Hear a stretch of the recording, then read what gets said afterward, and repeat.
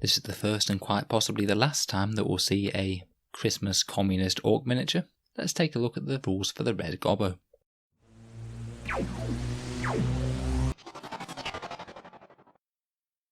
Hello and welcome back to Orks Tactics, the strategy focused 40k channel, where we're here to get the best out of your miniatures on the tabletop. Today we're departing the Imperium for another brief foray into the Xenos, mainly because the Xenos seem to have become very Christmassy at this time of year. In this video we're going to take a quick look at the Legends rules for the red Gobbo, and how he might fit into a game of 40k.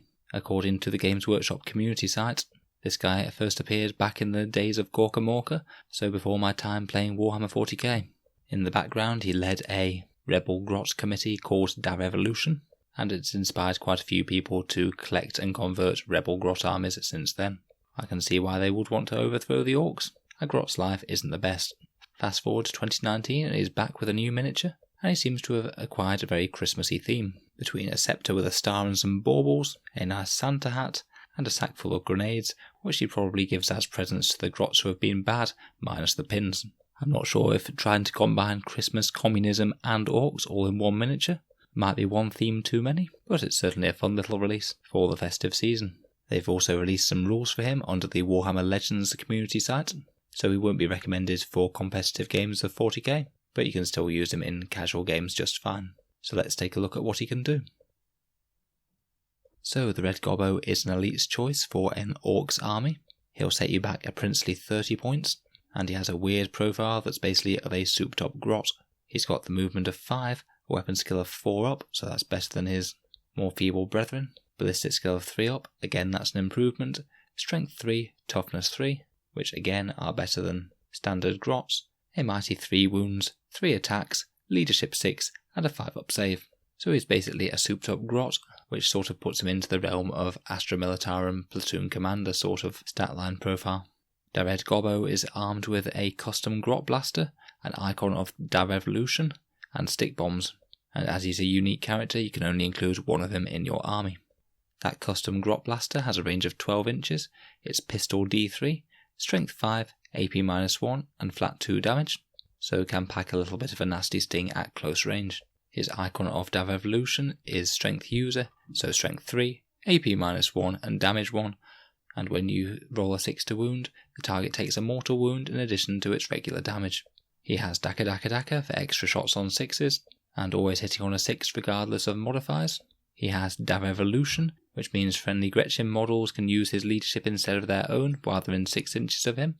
Though to be fair, leadership 6 isn't exactly stellar. You're still kind of better off with a war boss or a runt herd, though of course these guys are definitely symbols of oppression. He has the special rule, the red Gobbo, which basically means you can include him in a orc detachment. Regardless of the clan culture, he doesn't stop the other units from getting it, but he doesn't benefit from a clan culture himself. Finally, he has the special rule, have you been a good little grot this year? Great name there, where you select one unit of Gretchen within 3 inches of him, and then roll a dice.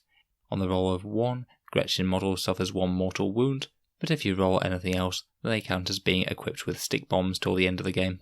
So there, he's given his Gretchen friends some grenades to help out the revolution.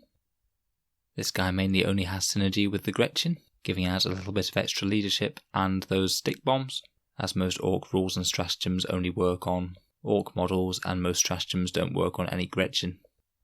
In game, he's probably best fielded alongside his revolutionary comrades, to put an extra little sting in the tail next to an grot unit, where he might actually take out some worthwhile threats with that pistol, help out their leadership a tiny bit, and dispense those stick bombs so they have a few extra attacks when the enemy gets very close. His shooting seems far better than his melee to me, so he's probably just happy to stick around at about 12 inches from the enemy, blowing chunks out of them with that nice candy cane painted pistol. I'm not going to lie, I don't think he is the most competitive choice for orcs out there. He's quite slow moving, only has some mediocre range damage, and his buff to the Gretchen units aren't really all that powerful. But I suspect that that's not really the point of this model. He's kind of just a fun little Christmas themed collector's piece that Games Workshop wanted to release and give some fun rules to for people who owned the model. So happy Christmas to everyone from Orks Tactics. Hope you're having a good day. And we'll be returning to our regular scheduled content tomorrow, with a nice comparison between Death Company, Sanguinary Guard and Vanguard veterans. So thanks for listening, and I'll hope to see you guys next time.